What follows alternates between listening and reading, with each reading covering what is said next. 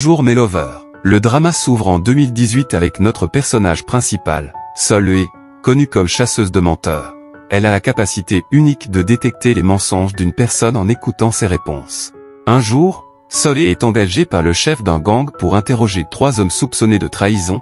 Elle se rend sur place et interroge chacun des suspects en leur demandant s'ils ont divulgué les détails de l'entreprise. Malheureusement, après avoir entendu leurs réponses, Sol Hee se rend rapidement compte que les hommes sont innocents et que le véritable traître est le bras droit du chef. Suite à cela, elle ordonne à ses hommes de punir le traître et lui fait promettre de ne pas tuer l'homme, avant de partir avec son paiement. Sur le chemin du retour, Sol Hee remarque un homme portant le même maillot de football qu'elle, mais portant également une chemise ensanglantée. Elle ne remarque pas la chemise, mais est heureuse de voir des gens aimer le football dans cette région du monde. Le lendemain, le gangster bras droit, exposé la nuit précédente, se présente chez elle à la recherche de vengeance. Dès qu'elle le voit, Sol Hee s'enfuit et parvient à monter dans un bus. Dans le bus, elle rencontre un homme nommé Kim Do-ha qui est attaqué par un autre passager. Eomo, à cause d'une affaire de famille, Eomo dit à Kim que sa sœur, avec qui il était en relation, a disparu, et lui demande de l'aider à la retrouver. Cependant, Kim refuse de l'aider et mentionne également qu'il a rompu avec la sœur de Eomo quelques jours auparavant. Enragé, Eomo commence à frapper Kim, empêchant le bus de partir. Voyant que le gangster s'apprête à monter dans le même bus, Sol Hee intervient et fait descendre Eomo en lui disant qu'elle est la nouvelle petite amie de Kim. Alors que le bus poursuit son trajet, Sol Hee interroge Kim sur pourquoi il ne se défend pas alors qu'il est innocent. Kim lui répond qu'elle ne sait rien de lui pour remettre en question ses affaires personnelles. C'est alors que Sol Hee se révèle en tant que chasseuse de menteurs en lui donnant sa carte, mais qui n'y prête pas attention. La scène avance ensuite de 5 ans, en 2023, où Sol Hee se trouve dans une voiture de luxe conduite par son assistante Ji-hoon pour rencontrer une cliente fortunée nommée Ji-hye. Ji-hye a engagé Sol Hee pour savoir si son nouvel amour, Ji-hoon, l'aime vraiment ou s'intéresse seulement à son argent. Ji-hye présente Sol Hee comme sa cousine à son petit ami et ils déjeunent ensemble. Pendant le déjeuner, Sol Hee commence à interroger Ji-hoon sur ses motivations pour entamer une relation avec Ji-hye et découvre qu'il s'est initialement engagé dans la relation pour l'argent, mais a fini par l'apprécier. Cependant, plus tard, lorsque la domestique de Ji-hye arrive pour servir des boissons, Sol Hee découvre que Ji-hoon entretient une liaison avec la domestique et qu'ils attendent un enfant. Elle révèle cette information à sa cliente. En entendant cela, Ji-hye est dévastée, mais paie tout de même Sol Hee pour ses services. Sur le chemin du retour avec son assistante Ji-hoon, Sol Hee lui demande pourquoi elle travaille si dur mais ne se fait jamais plaisir. En réponse, elle explique qu'elle augmente ses tarifs pour soutenir ses employés et couvrir ses frais de subsistance, mais n'est pas motivée par l'avidité. Ji-hoon suggère alors à Sol Hee d'offrir de nouveaux services à ses clients, mais elle décline l'idée.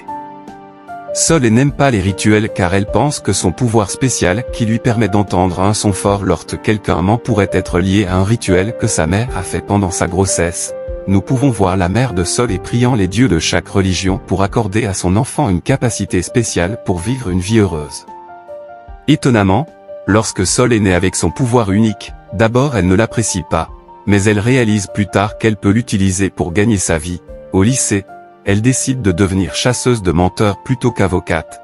Elle commence à se faire passer pour une chamane capable de détecter les mensonges et créer une marque à succès. Cependant, elle ne peut démasquer les mensonges qu'en les entendant en personne. Elle doit donc se déplacer personnellement chez ses clients.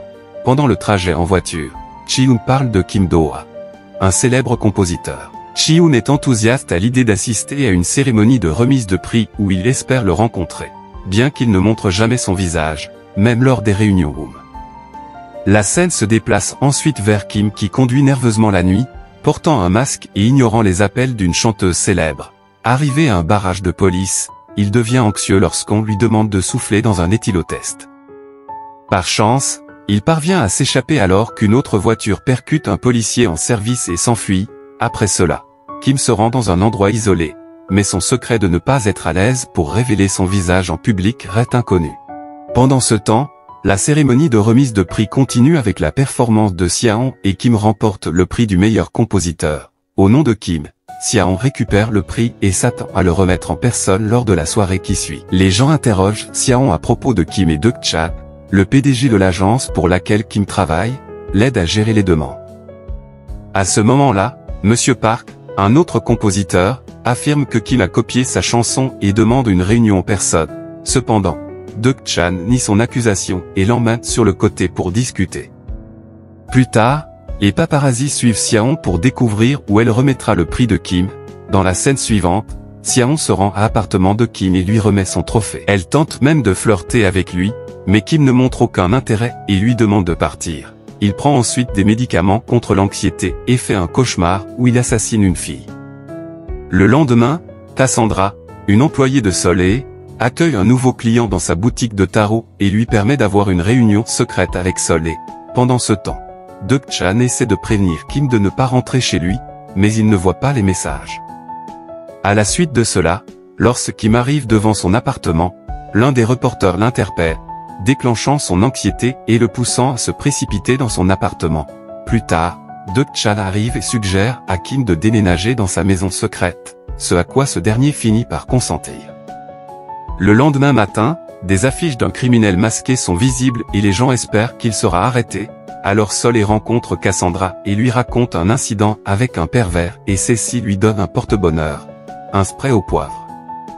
La scène se déplace ensuite vers une réunion tardive de la coopérative des commerçants dans un bar à proximité, et elle hésite à y assister. Finalement, elle y va et rejoint d'autres propriétaires de magasins, Obaek, Boro et Shorok. Pendant ce temps, Kim porte un masque et se dirige vers la nouvelle maison. Le groupe de Soleil discute du problème du pervers masqué, et au même moment, Cassandra est attaquée par un individu masqué. Boro attrape un homme masqué qu'il pense être le coupable, mais il s'avère que c'est Kim, qui reconnaît son âme. Heureusement, Soleil défend Kim et empêche Shorok de lui enlever son masque, affirmant son innocence. Cassandra intervient également et révèle qu'elle a accidentellement vaporisé son parfum au lieu du spray au poivre sur le pervers, et qu'elle ne peut pas sentir son odeur sur Kim, l'innocentant ainsi. Obaek, qui a un odorat très développé, aide ensuite à identifier le véritable coupable en reniflant tout le monde dans la foule. Il découvre le coupable qui porte une capuche réversible et essaie de se fondre dans la masse, et Cassandra le maîtrise et il est finalement arrêté. En se concentrant sur le coupable capturé, Soleil dit à Kim qu'il peut partir. Lorsqu'il lui demande pourquoi elle l'a aidé, elle insiste sur le fait qu'elle disait simplement la vérité. Kim reconnaît Soleil à partir de leur voyage en bus en 2018, mais elle ne semble pas s'en souvenir.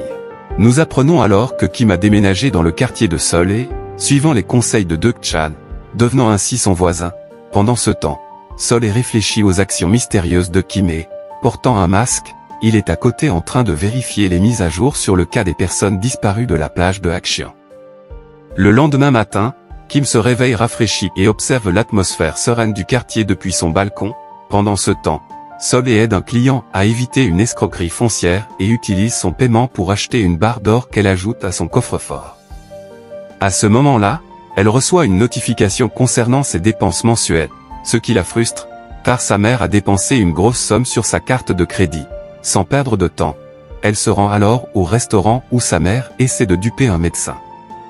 Elle intervient pour mettre fin au stratagème de sa mère et refuse de payer ses dépenses mensuelles élevées. Cependant, sa mère est contrariée et défend son droit de dépenser comme bon lui semble, en avertissant Soleil de ne pas interférer dans ses affaires. Elle essaie alors de donner un ultimatum à sa mère en la menaçant de couper les liens, mais sa mère la met au défi et quitte le restaurant en colère. Elle rentre ensuite chez elle et trouve du réconfort dans les cartes postales de son père. Pendant ce temps, Deok-chan est heureux d'apprendre que Kim passe du bon temps et promet de lui envoyer certains de ses effets personnels. Et Xiaon essaie également de parler à Kim, mais il raccroche rapidement.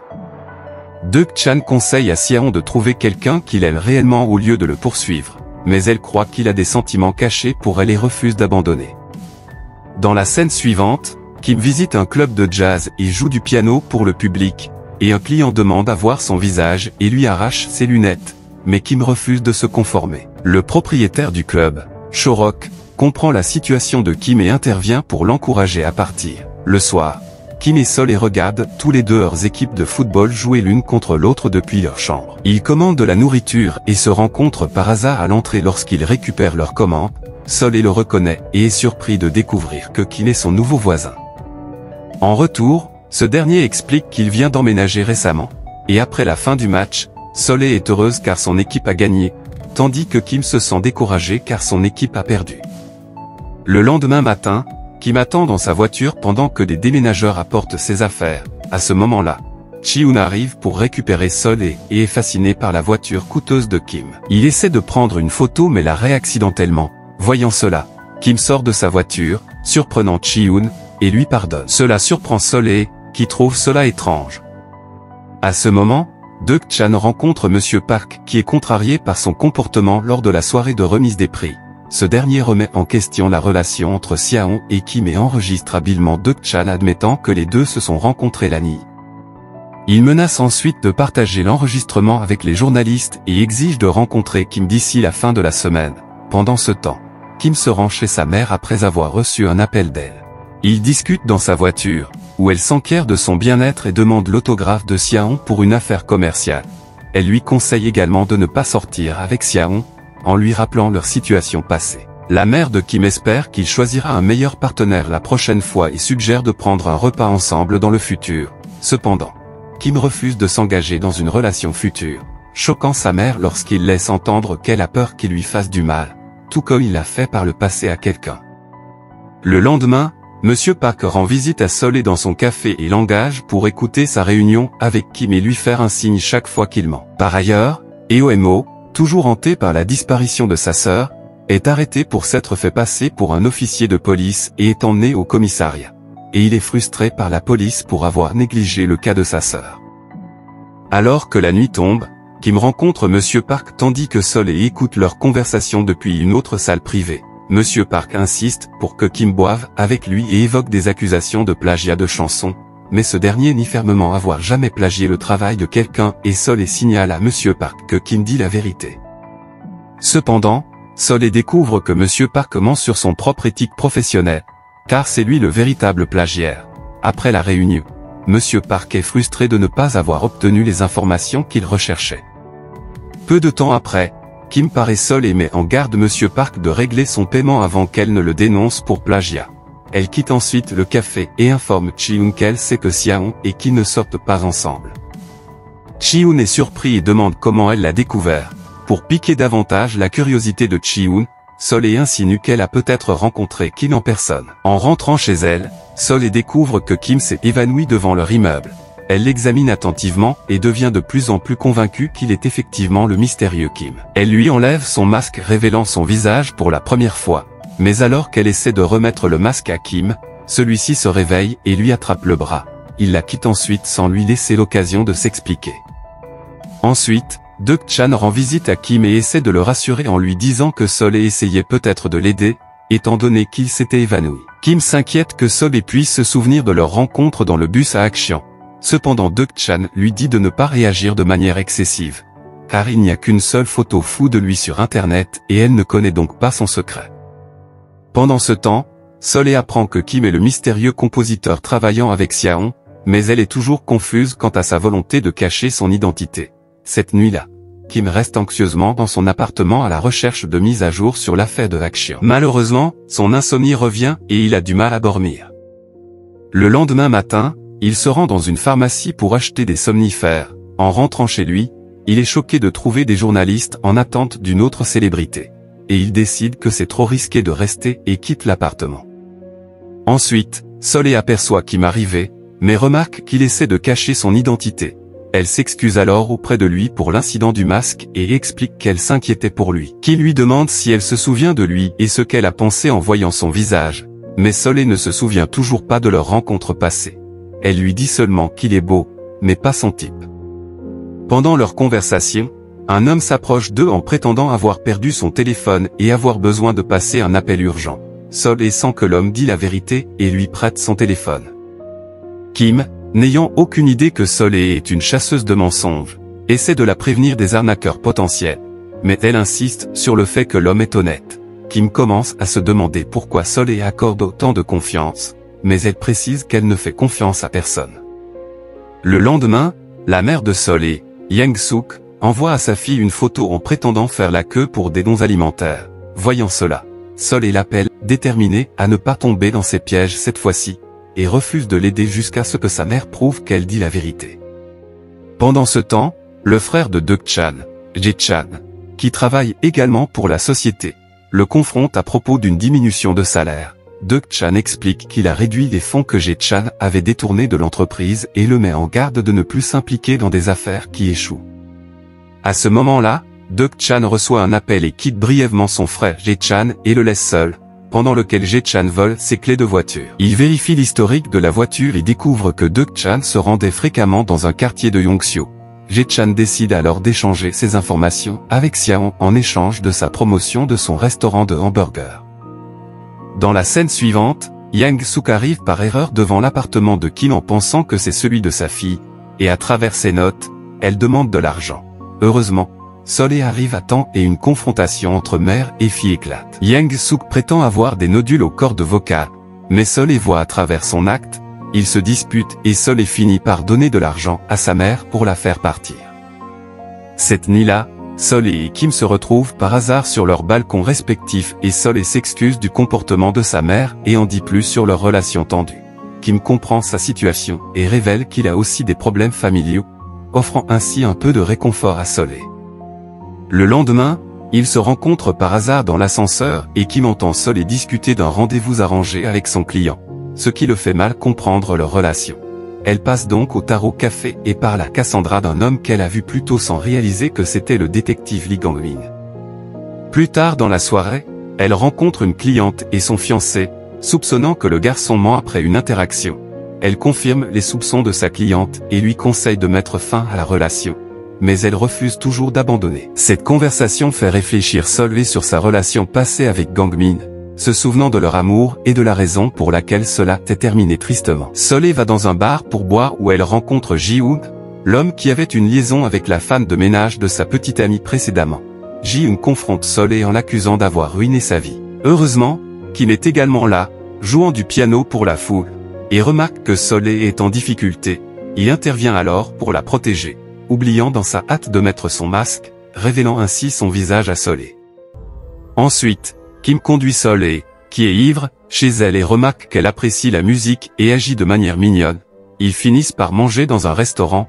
Sol-hye taquine Kim de manière ludique et le questionne sur son isolement. Elle suggère également qu'il peut être détendu en sa présence et lui assure que les gens sont trop occupés avec leur vie pour se soucier de lui autant qu'ils le pensent. Pendant ce temps, Xiaon conduit dans le quartier de Chiun à la recherche de l'appartement de Kim, ignorant que des paparazzis la suivent. Après un moment, Kim dépose Sol-hye à la barrière de stationnement de leur immeuble et avance pour garer la voiture, et Sol-hye remarque deux journalistes devant l'appartement et soupçonne qu'ils sont des paparazzis à la recherche de Kim. Elle essaie de le prévenir et détourne l'attention des reporters, et Sol-hye se précipite vers Kim en l'appelant son petit ami, bloquant les caméras des paparazzis.